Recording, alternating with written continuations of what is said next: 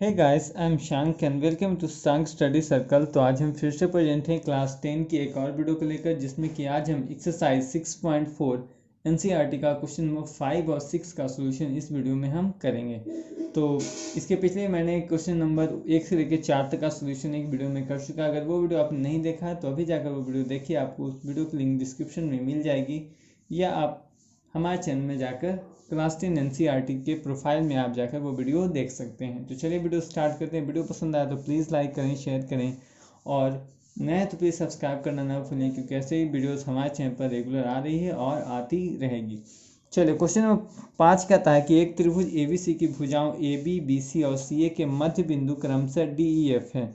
ठीक है, सबसे पहले क्या है कि एक त्रिभुज बनाना है। ठीक है, चलिए एक त्रिभुज हम बना लेते हैं। इसका नाम हम रखते हैं ABC, क्योंकि प्रश्न में AB देखिए, AB भुजा, BC भुजा, CA भुजा। कहता है कि AB का मध्य बिंदु क्या है? D बिंदु है। ठीक है, D एक बिंदु है जिसका मध्य बिंदु है। BC का मध्य बिंदु क्या है कि ये भुजा E है, और क्या है CA का मध्य बिंदु क्या है? F है। ठीक है, F ऐसे बिंदु हो गया। तो कहता है कि त्रिभुज DEF यानी क्या है, इसको मिलाना पड़ेगा। ठीक है, कुछ इस प्रकार के ये बन जाते हैं, यानी त्रिभुज के अंदर एक और त्रिभुज बनता है। तो कहता है कि त्रिभुज DEF यानी ये कोण, ठीक है, और त्रिभुज ABC, ठीक है, त्रिभुज ABC के क्षेत्रफलों का अनुपात क्या है, यानी ये अंदर वाला त्रिभुज और बाहर वाला त्रिभुज का क्या करना है? अनुपात हमको ज्ञात करना है, कितना अनुपात है। चलिए प्रश्न के हिसाब से सबसे पहले हम लिखेंगे कि दिया है, क्या दिया है त्रिभुज ABC में, क्या त्रिभुज ABC में क्या है कि DEF क्रमशः क्या है कि DEF जो है क्रमशः AB, BC, CA का मध्य बिंदु है। क्या है? CA का मध्य बिंदु है। ठीक है, मध्य बिंदु है। अब मध्य बिंदु है, अब क्या करता है? तो ज्ञात करना है। क्या करना है? तो ज्ञात करना है। यहाँ सिद्ध करने नहीं कहता, तो ज्ञात करना है। क्या ज्ञात करना है? क्या कि इन दोनों त्रिभुज के क्षेत्रफलों का अनुपात, यानी एरिया ऑफ त्रिभुज DEF बटा एरिया ऑफ त्रिभुज ABC का क्या करना? अनुपात हमको ज्ञात करना है। चलिए तो अब हम देखते हैं, अब क्या हमको प्रमाण देना है। क्या देना है? प्रमाण देना है। तो प्रमाण में यदि हम चलें क्लास 9 के क्या है कि मध्य बिंदु प्रमेय से, यदि आपने क्लास 9 में मध्य बिंदु प्रमेय पढ़ा होगा तो आपको उसके बारे में ज्ञात होगा। क्लास 9 के मध्य बिंदु प्रमेय से हम लिख लेते हैं यहाँ पर। यदि आपको याद नहीं आएगा तो आप इससे आप याद कर सकते हैं। चलिए मध्य बिंदु क्या है?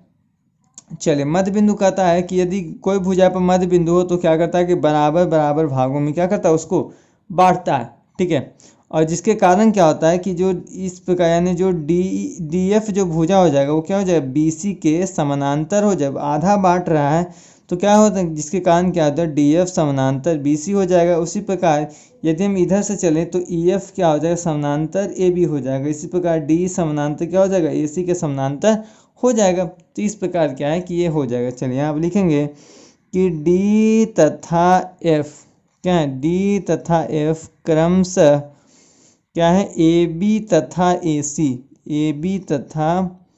AC का मध्य बिंदु है। क्या है? AB तथा AC का मध्य बिंदु है। देखिए D क्या है? AB का मध्य बिंदु है। उसी प्रकार F जो है AC का मध्य बिंदु है। हमने क्या किया? इसको मिला है, जिसके कारण क्या हो जाएगा कि DF समानांतर BC हो जाएगा ना, DF समानांतर BC हो जाएगा। तथा आप यदि ध्यान दें कि DF जो है वो आधा है। किसका है? इसका मतलब क्या है? BC का आधा, यानी हाफ BC है। ठीक है, इसको क्या करना है? आपको याद रखना है। इसी प्रकार आप सेम देखें तो इसी प्रकार क्या है कि आप जानेंगे कि जो EF क्या है? समानांतर है AB के।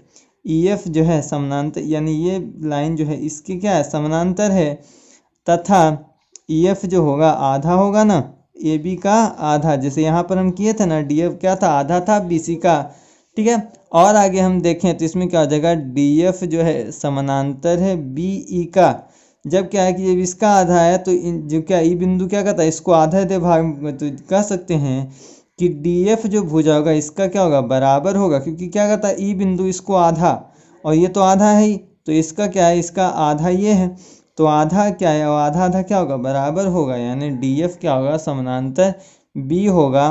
तथा हम कह सकते हैं कि DF जो होगा वो बराबर होगा BE के। पुनः इसी प्रकार देखें कि DF जो होगा BD के बराबर होगा। DF क्या होगा, BD के बराबर, क्योंकि ये भी आधा है, क्योंकि ये क्या, ये सामने वाली भुजा क्या है, ये तीनों भुजाएं तो बराबर हो गई।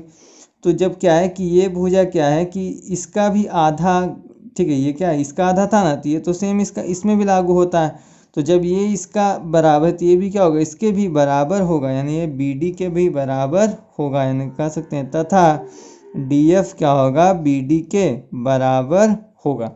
आधा आधा क्या होता है, सीधा सीधा बराबर। आप ऐसे ही देख लें, कहना हम क्या चाहते हैं यहाँ पे, देखिए ऐसा बन रहा, ये कुछ ऐसा बन रहा है। यदि हम सामने साइड वाले को हटा लें तो एक समानांतर चतुर्भुज बन रहा है।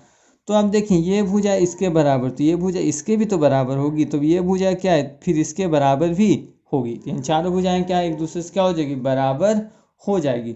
यहाँ आप देख सकते हैं कि BEFD है ना, B है, यहाँ D है, यहाँ E है, यहाँ F है, तो हो रहा है ना, BEFD क्या है, एक समानांतर चतुर्भुज बना रहा है। क्या, एक समांतर चतुर्भुज होगा। क्या होगा, समांतर चतुर्भुज होगा। क्या है, आप दिख रहा है समानांतर चतुर्भुज आपको दिख रहा है। तो इसी प्रकार आप देख सकते हैं कि इसी प्रकार क्या है, इसी प्रकार आप यहाँ पर देख सकते हैं कि ABEF यानी ABEF यानी यहाँ पे ऐसे, ये इसकी आकृति तो कुछ ऐसे दिख रही है, ऐसा देखिए, A है, B है, E है और F है, ये भी क्या एक समानांतर चतुर्भुज बना रहा है। यहाँ आप देख सकते हैं ABEF क्या है, एक समांतर चतुर्भुज होगा, समांतर चतुर्भुज होगा। चलिए, तो आप देखेंगे, हम चलेंगे कि त्रिभुज EFD तथा त्रिभुज ABC में, ठीक है, यानी फिगर बना लेते हैं, फिगर में आपको आराम से समझ में भी आएगा। चलिए, फिगर क्या है, कुछ इस प्रकार का है, A है, B है, C है, D है, E है, F है। तो देखिए हम चल रहे हैं यहाँ पर त्रिभुज EFD यानी इस त्रिभुज में, और क्या है कि हम बड़े वाले त्रिभुज में, क्योंकि हमको इसी दोनों त्रिभुज का क्या है, काम है। यहाँ पे देखें तो एंगल E बराबर एंगल A है, एंगल E क्या है, A के बराबर है, क्योंकि क्या है कि सम्मुख कोण क्या होते हैं, समानांतर चतुर्भुज के सम्मुख कोण आपस में बराबर होते हैं। यहाँ पर लिख सकते हैं सम्मुख कोण से, क्या है, सम्मुख कोण है, तो समांतर चतुर्भुज याद ना, सम्मुख कोण क्या होते हैं, बराबर होते हैं। और एंगल F हो जाएगा एंगल B के बराबर, एंगल EF हो जाएगा एंगल B के बराबर, क्यों, क्या है, सम्मुख कोण से, ये भी क्या है, सम्मुख कोण से क्या है, बराबर है, क्योंकि क्या है, हम जानते हैं कि समानांतर चतुर्भुज के सम्मुख कोण बराबर होते हैं। तो यहाँ आप कह सकते हैं कि AA समरूपता से, क्या है, AA समरूपता से त्रिभुज EFD जो हो जाएगा, समरूप हो जाएगा त्रिभुज ABC के, किसे, AA समरूपता से। अब हम जानते हैं, अब चलिए प्रमेय 606 का प्रयोग करते हैं। तो उसके पहले हम लिख लें कि दो समरूप त्रिभुज क्या होता है, दो समरूप त्रिभुज के क्षेत्रफल का अनुपात क्या होता है, दो समरूप त्रिभुज के क्षेत्रफल का अनुपात उसके संगत भुजा के क्या होता है, उसके संगत भुजा के, उसके संगत भुजाओं के अनुपात के वर्ग क्या होता है, अनुपात के वर्ग के बराबर होता है। याद रखना है आपको, ये क्या है, आपका प्रमेय 6.6 है, या आप यहाँ पर लिख सकते हैं कि डायरेक्ट प्रमेय 6.6 से, ठीक है, यहाँ पर क्या है, इतना आप लिख सकते हैं। तो प्रमेय क्या कहता है कि एरिया ऑफ त्रिभुज, देखिए दो त्रिभुज की बात की गई, तो वही दोनों त्रिभुज को क्या है हम रखेंगे, और एरिया ऑफ त्रिभुज ABC, ठीक है, तो बराबर क्या है, देखिए कौन कौन भुजा, EF में EF भुजा को हम रखेंगे तो EF बटा यहाँ पर नीचे क्या AB भुजा को हम रखेंगे। क्योंकि इसका जो देखिए इसका बेस क्या है, आप देख सकते हैं कि इसके दो भुजा शुरू में दिया गया EF, इसमें AB है, तो EF बटा AB किसी भुजा का रखे, कोई दिक्कत उससे नहीं है। और हम यहाँ पर ध्यान दें तो ऊपर में क्या था कि हमने माना था, यहाँ पर साइड में हम लिख देते हैं कि EF का जो मान था वो आधा था AB का, ठीक है। EF का जो मान था आधा था AB का, तो चलिए यहाँ पर लिख सकते हैं 1/2 AB, नीचे भी AB है, इसका होल स्क्वायर, तो स्क्वायर से स्क्वायर खत्म, तो कितना बच गया 1/2 का होल स्क्वायर यानी 1/4 यानी 1:4। लेकिन आप कहिएगा कि सर प्रश्न में तो दिया गया है ऐसा कि एरिया ऑफ त्रिभुज DEF बटा एरिया ऑफ त्रिभुज ABC का अनुपात ज्ञात करना है। तो याद कीजिए, ध्यान दीजिए फिगर में, आप फिगर में देख रहे हैं कि एक भुजा दूसरे के बराबर हो रही है, ठीक है, एक दूसरे के समरूप हो रही है। तो आप क्षेत्रफल है किसी भी भुजा को लीजिए, कोई दिक्कत नहीं। आप यहाँ पर वही चीज़ क्या है कि आपको अगर ज्ञात करना हो तो आप ये भी चीज़ क्या है ज्ञात कर सकते थे, 1/2 का होल स्क्वायर यानी 1:4। आप ये भी आंसर लिख सकते हैं, आप या ये लिखिए चाहे ये लिखिए, दोनों क्या है बात बराबर है। तो ये था आपका क्वेश्चन नंबर 5। चलिए चलते हैं क्वेश्चन नंबर 6 में। क्वेश्चन नंबर 6 कहता है कि सिद्ध कीजिए कि दो समरूप त्रिभुजों के क्षेत्रफल का अनुपात इसकी संगत माध्यिकाओं के अनुपात के वर्ग के बराबर होता है, ठीक है। और याद रखना कि एक प्रमेय है, ठीक है, क्या है, एक प्रमेय है जो कि 6 का विलोम है, ठीक है, उसी के जैसा है। तो सबसे पहले क्या है कि दो समरूप त्रिभुज दिया है, तो दो समरूप त्रिभुज हम ले लेते हैं। चलिए दो त्रिभुज हमने ले लिया, इसका नाम हम रख लेते हैं ABCPQR, ठीक है। दो माध्यिकाओं की बात करती है तो दो माध्यिका भी हम क्या बना लेते हैं, यहाँ पर D इसको मान लेते हैं M, ठीक है। चलिए अब जो लिखना होता है वह लिखें कि दिया है, क्या है, दिया है। कहता है कि त्रिभुज ABC तथा त्रिभुज PQR क्या हैं, ठीक है। दो त्रिभुज क्या है कि ये दोनों हैं, और साथ में दिया है कि दो समरूप त्रिभुज हैं, यानी ये जो दोनों त्रिभुज हैं वो क्या है समरूप हैं। और साथ में दिया है कि AD तथा PM, क्योंकि नाम नहीं दिया तो हमने क्या नाम लिया है ना, तो उसको लिखना है AD तथा PM क्या है कि त्रिभुज ABC तथा त्रिभुज PQR की क्या है माध्यिकाएं हैं, क्या है माध्यिकाएं हैं। इतना आपको क्या है लिखना है जो प्रश्न में दिया है। अब क्या करना है, तो सिद्ध करना है, जो सिद्ध करना है उसको भी हमको क्या करना पड़ता है, लिखना पड़ता है। तो सिद्ध करना है, तो सिद्ध क्या करता है कि इसकी संगत माध्यिकाओं के अनुपात के वर्ग के, इसका क्षेत्रफल होगा इसकी संगत माध्यिकाओं के वर्ग के बराबर, यानी एरिया ऑफ त्रिभुज ABC है पहले, और दूसरा त्रिभुज क्या है एरिया ऑफ त्रिभुज PQR। दोनों माध्यिकाओं यानी पहला का माध्यिका AD है, दूसरा का माध्यिका PM है, इसके वर्ग स्क्वायर के क्या है अनुपात के वर्ग के बराबर है। तो चलिए इसका हम क्या करते हैं सिद्ध करते हैं। तो यहाँ सबसे पहले क्या हमको प्रमाण देना पड़ेगा। तो प्रमाण में हम यही लिखें कि AD तथा PM क्या AD तथा PM क्या है क्रमशः ABC तथा PQR की माध्यिका है। त्रिभुज ABC तथा त्रिभुज PQR की क्या है माध्यिका है, क्या है माध्यिका है। इतना हमको क्या है लिखेंगे। और ये आप देख सकते हैं कि जो BD होगा यानी जो BD है वो क्या है आधा है BC का, यानी BD है ना वो आधा है कितना BC का, यानी साथ में इधर देखें तो QM जो है वो क्या है आधा है QR का। तो हम कह सकते हैं कि इधर 2BD बराबर BC, दो इधर चला जाएगा, और इधर क्या हो जाएगा 2QM बराबर QR, ठीक है। इतना क्या करना है हमको लिखना है। और साथ में हम देखें कि क्या है कि दोनों त्रिभुज समरूप हैं, त्रिभुज ABC समरूप है त्रिभुज PQR, ये तो हमारा क्या है कि दिया है। चलिए इतना क्या है, अब इसके हम अनुसार चलेंगे। हम जानते हैं कि दो समरूप क्या होते हैं, दो समरूप त्रिभुज के संगत भुजाओं का अनुपात बराबर क्या होता है, संगत भुजाओं का अनुपात क्या होता है बराबर होता है, क्या होता है बराबर होता है। चलिए इन दोनों त्रिभुज की क्या है हम संगत भुजाओं को लिखते हैं। चलिए फिगर के हिसाब से आप देखें तो इसकी भुजा AB है तो इसकी भुजा क्या है PQ है। उसी प्रकार हम देखें इसकी भुजा BC है तो इसका क्या है QR है। हम कह सकते हैं कि AB बटा PQ बराबर BC बटा QR, ठीक है।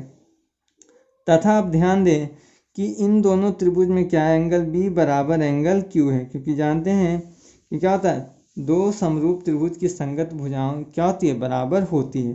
यहाँ पर हम देखें कि AB बटा PQ, यहाँ पर हमने BC का मान क्या माना है, 2BD बटा इसका मान क्या माना हमने, 2QM, तथा ये आपको लिखना ही लिखना है एंगल B बराबर एंगल Q। दो से दो खत्म हो जाएगा, तो यहाँ पर क्या बच जाएगा, AB बटा PQ बराबर BD बटा QM, ठीक है, तथा एंगल B बराबर एंगल Q, ठीक है। तो ये देखिए दो भुजा एक कोण, कह सकते हैं कि SAS समरूपता से क्या हो जाएगा, SAS समरूपता से क्या हो जाएगा, जो दोनों त्रिभुज है क्या है, त्रिभुज AB और D आ रहा है, तो त्रिभुज ABD समरूप हो जाएगा क्या, त्रिभुज PQR के, सॉरी ABC क्या हो जाएगा, समरूप हो जाएगा त्रिभुज किसके, PQR के। अब चलिए यही फिगर हम यहाँ पर बना देते हैं, आगे हमारा क्या देगा, काम देगा। चलिए फिगर क्या है, कुछ इस प्रकार का है आपका, ADBC PMQR। चलिए फिगर हम बना लेते हैं, इतना काम हमारा हो गया। अब हम यहाँ पुनः जानते हैं कि दो समरूप क्या होते हैं, दो समरूप त्रिभुज के संगत भुजाओं का अनुपात बराबर होता है। क्या होता है, संगत भुजाओं का अनुपात क्या होता है, बराबर होता है। क्या होता है, बराबर होता है। चलिए बराबर होता है, तो यहाँ सिर्फ हमको लिखना है कि AB बटा PQ, और क्या है कि अब संगत भुजा किसकी बात हो रही है, अब संगत भुजा में ये भुजा का नहीं, बल्कि बात हो रही है कि माध्यिका वाले क्या होते हैं, माध्यिका वाले क्या, कि दोनों माध्यिकाओं का अनुपात क्या होगा, बराबर होगा। तो AB का माध्यिका क्या है, AD, और दूसरे का माध्यिका क्या है, PM।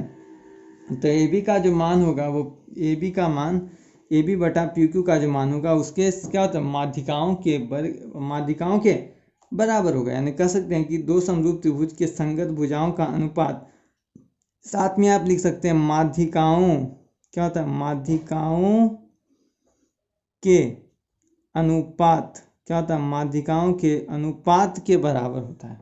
कह सकते हैं कि क्या होता है कि दो समरूप त्रिभुजों के संगत भुजाओं का अनुपात माध्यिकाओं के अनुपात के बराबर होता है, जिसके कारण क्या हो जाएगा कि त्रिभुज ABC जो हो जाएगा वो समरूप हो जाएगा किसके, त्रिभुज PQR के। ये क्या है आपका, ऐसे भी दिया हुआ था, ठीक है। अब चलिए हम आगे चलते हैं प्रमेय 6.6 से, क्योंकि क्षेत्रफल की बात की गई है तो डायरेक्ट हम प्रमेय 6 लिखेंगे, या हम वो लिखेंगे कि दो क्या होता है, दो समरूप त्रिभुजों के क्षेत्रफल का अनुपात इसके संगत भुजाओं के क्या होता है, अनुपात के वर्ग के बराबर होता है। तो हम यहाँ डायरेक्ट लिखेंगे कि एरिया ऑफ त्रिभुज ABC बटा एरिया ऑफ त्रिभुज PQR था ना। अब देखिए संगत भुजा, यानी संगत भुजा क्या था, AB बटा PQ, AB है यहाँ PQ है, तो वही चीज़ हम यहाँ पर लिख देंगे। तो AB बटा PQ, अब देखें AB का मान किसके बराबर है, तो AD के बराबर। तो लिख सकते हैं कि एरिया ऑफ त्रिभुज ABC बटा एरिया ऑफ त्रिभुज PQR बराबर AB की जगह पर AD, PQ की जगह पर PM का होल स्क्वायर। यही चीज़ आपको क्या करना था, प्रूफ करना था। तो ये था आपका क्वेश्चन नंबर 6 का सॉल्यूशन। तो आज के लिए इतना ही, मिलते हैं नेक्स्ट वीडियो में, तब तक के लिए धन्यवाद, जय हिंद। और वीडियो पसंद आया तो प्लीज़ लाइक करें, शेयर करें, और नए तो सब्सक्राइब करना ना भूलें।